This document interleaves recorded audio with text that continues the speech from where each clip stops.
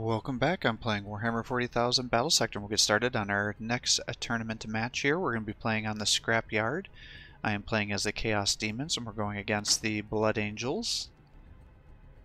It is a 60-point target, 8-turn limit, and a 1,500-point matchup.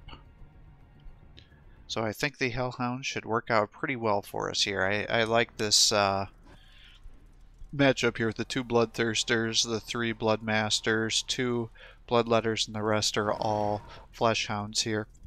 So we'll see if I can get the distance here to capture as many points as I can. I'm also curious to try this against some other players just to make sure it wasn't a fluke that this build worked out so well on my other matches, because it was against some newer players. So the big thing is we want to just kind of get these movements going as much as possible here. So we'll set these guys up here. And then we'll set these guys on the left side.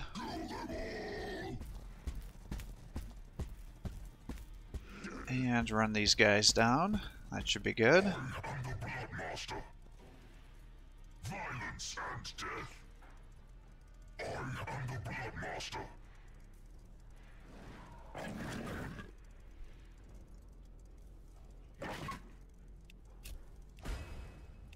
Alright, 5 points in my favor, so the points are being allocated on my turn here. So I think let's just run you guys down. Alright. I guess he's not going to contest this right side. That works out for me.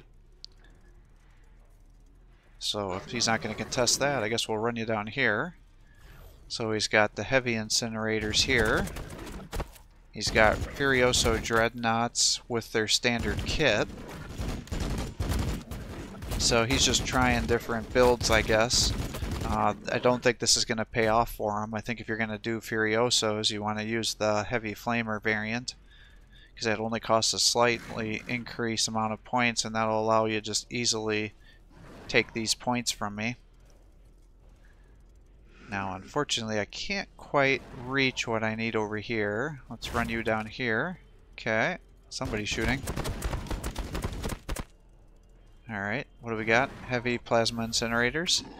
So, not a terrible idea to use those guys against Chaos, because that'll allow him to very easily snipe my Bloodthirster. Holy shit, look at them all. So I guess what his thought is using Scepters and Intercessors to snipe down my weak infantry, and then use the heavy plasma incinerators to snipe down my heroes. That must be what his thought process is here. And those guys have enough armor that it may actually be difficult for my Fleshhounds to take them out. I'm going to bring you over here so that way I can jump the center to take that out if I can't capture this side over here. So depending on how aggressive he plays, this may actually be a competitive matchup here.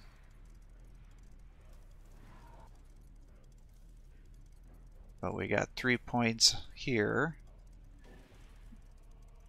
Let's move you up to there. Let's move you guys up, because he's not going to be anywhere near close to summoning additional units yet. And if he doesn't have a lot of jump infantry, it may actually make sense for us to hide our other Bloodthirster behind this wall.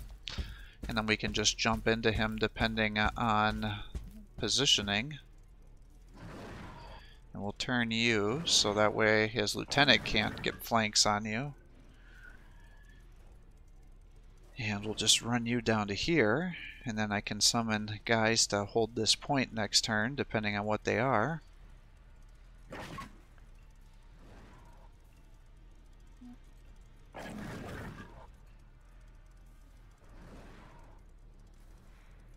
Interesting.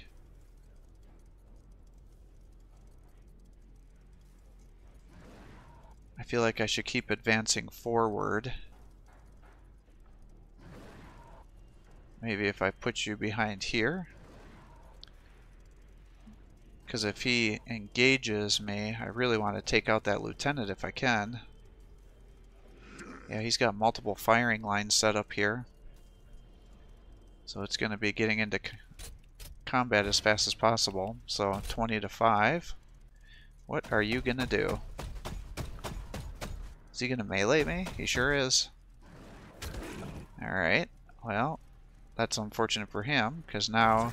Oh my god, and he's overcharging him? Alright, so he's got the lieutenant without the hammer.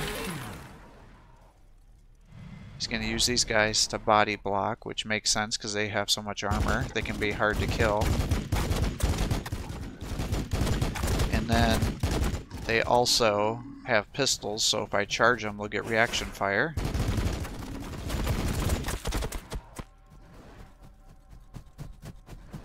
More heavy incinerators.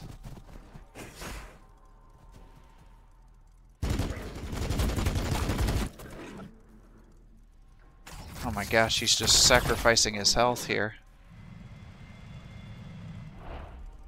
Well, these guys should finish him off.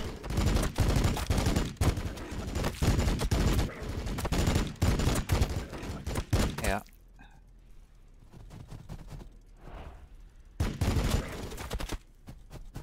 All who pass my gaze will be blood tribute. Alright, so he's got dreadnoughts moving around yet. Other heavy plasma incinerators. His lieutenant's pulling back. Alright. Well, I think this is going to be a very target-rich environment for us. Let's start off with some summoning. It's another Bloodmaster, so we'll move you forward. We'll start moving you forward. Let you come here, and then you can protect that spot. We still got those heavy plasma incinerators. I don't know if I really should be advancing this far. Oh my gosh, he faced the lieutenant the wrong way. Alright, I need to jump over here and kill this guy. Because he's going to give me rear attacks and set me up. I gotta kill him. Alright, good. And smack him again. Definitely worth. And then you can lock down those guys.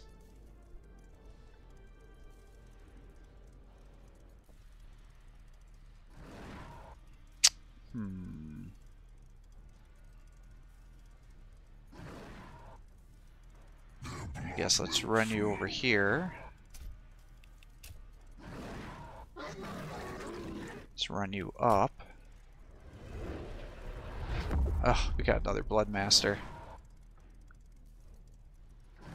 Alright, if I run you here, that'll stop him from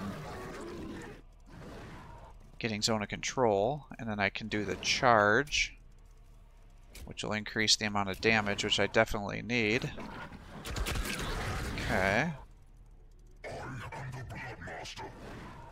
And I guess that means we're going to move you over here. I don't want to charge because they will definitely screw these guys up.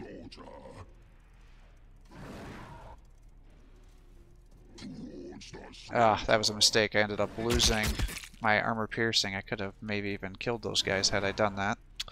Shit. That's unfortunate. Now, I think I have to try to go after that sanguinary priest, don't I? Because he's got all these guys blobbed together.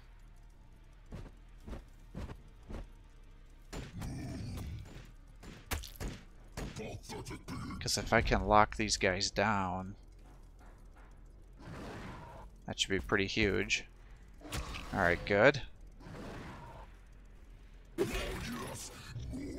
Come on, baby. Get the hit. 60%. Fuck. Alright, well, we'll keep you here. That should lock all these guys down. I've still got you.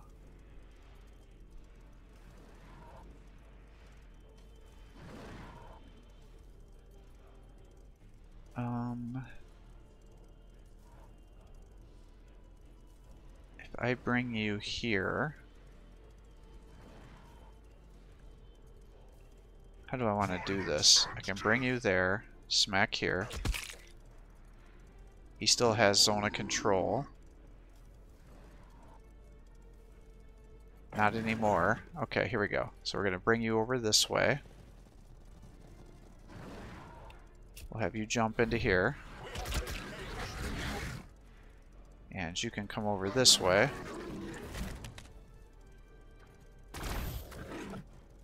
And you can charge these guys. Like that. And you turn that way, and then you should be able to block those guys down. Alright, these guys are over here. Now, we're going to advance with you because we killed the lieutenant, so that just erased all of his points.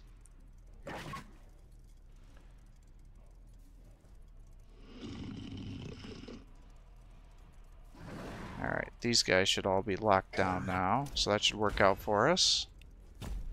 We're 30 to 20. He just increased their melee damage, which was not a good idea. He's gonna just let me start kicking this dreadnought.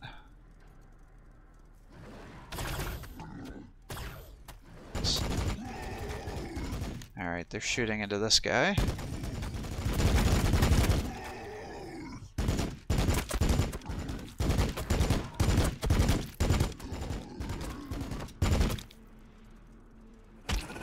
Alright. Dreadnought's punching you. You're doing your little sissy kick.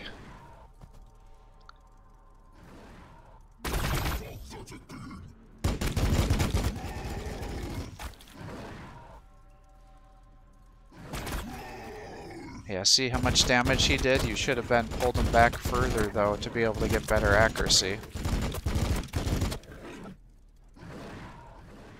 Alright. Let's get some kills here.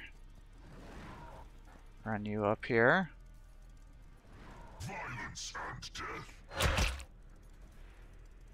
And hit here. He's dead. Now, I would like to take out that dreadnought. I can get rear attacks here, so let's start moving them over this way.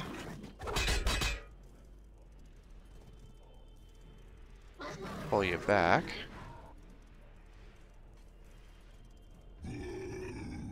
Let's see, you should be able to get a kill here. Yep, that'll explode, do damage there. And I would like you to kill these Hellblasters, because they're one of the few units that can actually do good damage to you.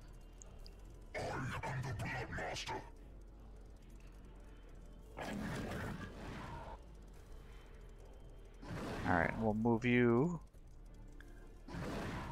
over here. And that should give you protection from the guys on the side there. Let's move you here.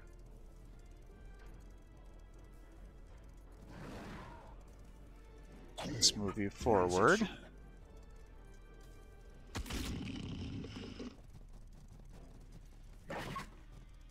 Move you up to here. Charge here. If I do that, you're going to kill.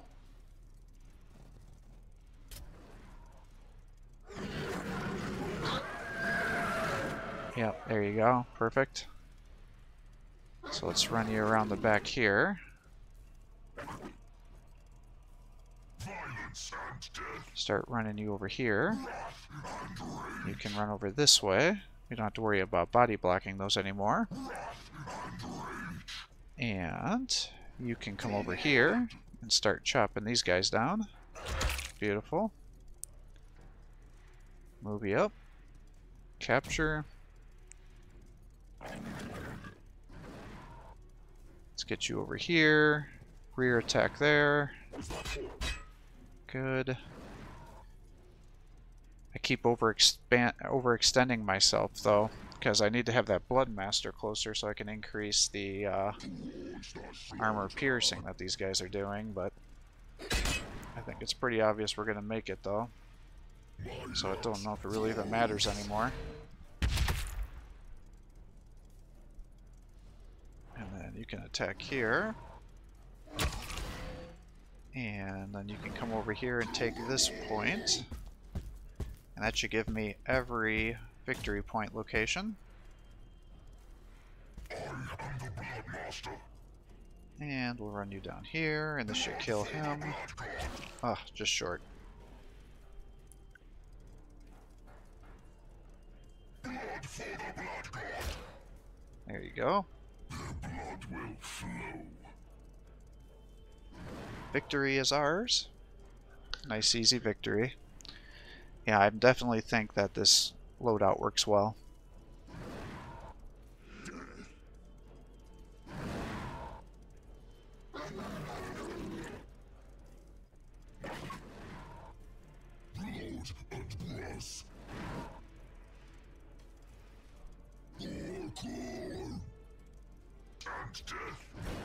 Right, so victory is ours. Unfortunately, the opponent never returned, but we were going to win this the following turn since we had captured every point anyways. But it's always kind of frustrating to lose out on those last couple turns here when your opponent doesn't show up. But we had a pretty handy win on the Tyranids, and we would have taken this one too. So I definitely think these selections for these 60-point targets are definitely working out pretty well. Unfortunately, we've been playing against a couple of newer players, so that makes it a little unfair advantage for me, and I was kind of hoping to try it against some more experienced people to make sure that these builds work. But I think I could do show now that we've done it against several players, and it seems like it's a viable strategy here. Overall, it was a good matchup. We were able to utilize our Bloodthirsters to get a bunch of jump attacks. Unfortunately, again, with the accuracy debuff with them jumping into the area, it causes them to miss a lot of their attacks, as you could see. Now, thankfully, he had his guys so grouped together that we were able to get a zone of control on a lot of those ranged units, so he wasn't able to just easily liquidate my forces. Because really, had he kept those Hellblasters with the heavy plasma incinerators back, he would have slaughtered my Bloodthirsters, because I think two attacks with them, assuming they don't miss a bunch of their attacks, should be able to get some pretty easy kills.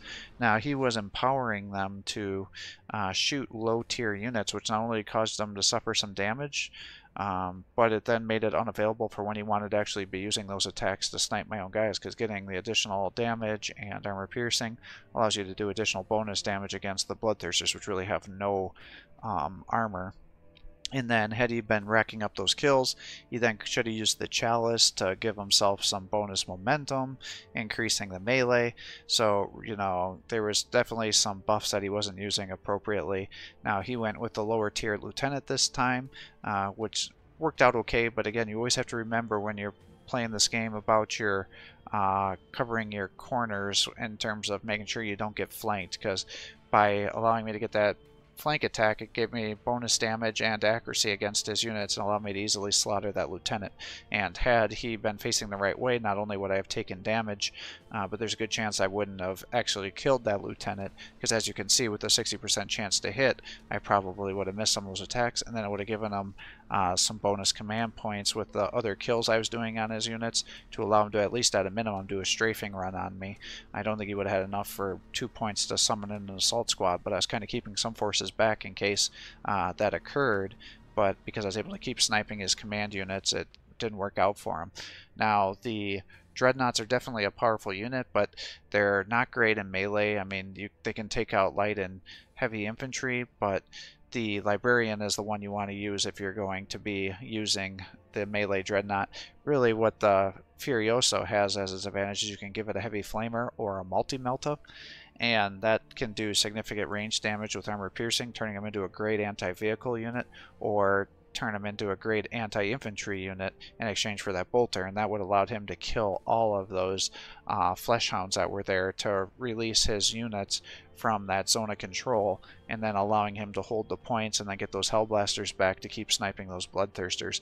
Because he had invested so much in those guys that had he been able to hold the line appropriately, I would have had some trouble actually getting to them and getting those kills, because had he had used those focus fires down on my bloodthirsties, he would have easily been able to kill at least one of them.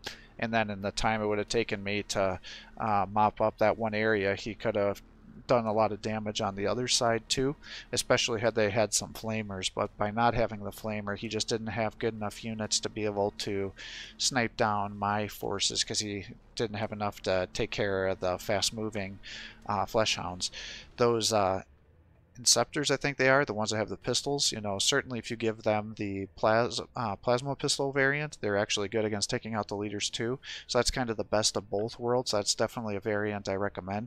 Now, the regular double machine gun setup does work out okay against the Forces of Chaos because I have no armor, but generally you're going to want them holding the line, and the plasma pistol damage output is so much higher that that makes a lot more sense. And then you still get to keep that reaction fire if you have them equipped with those pistols. So generally that's highly recommended to help, but using them as locking down those points works out well.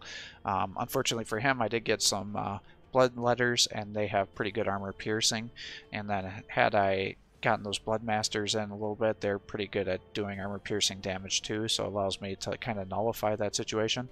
But as you saw, the flesh hounds definitely have trouble doing armor piercing damage unless they get the rear attacks, in which case it gives them all that bonus damage, which allows them to actually do some decent damage against, say, the dreadnoughts or the inceptors, things like that.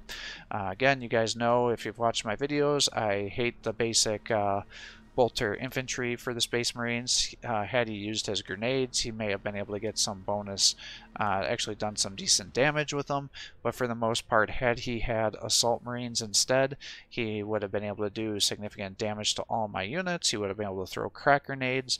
It just would have given him a way more abilities to hold the line and stop me from getting in there and locking down all of his ranged forces like I did, and it would have cost him the same amount of points. So again, there's just really no reason why you should be bringing those guys out. I wish that they would create like either cap the amount of assault marines you can bring, or reduce the cost to those regular Space Marine tactical squads, you know, drop the price down by 10 or something like that, because they're definitely not, I mean, but at 10 less points, then that makes them, they're still way better than a lot of other light infantry. But it's just the fact that they cost the same as the assault infantry, when the assault infantry can run circles around them, it just doesn't make sense to me, because, you know, the assault marines got the crack grenades, they've got the bonus melee ability, they've got jetpacks, they're melee, so they get to lock units down with zone of control.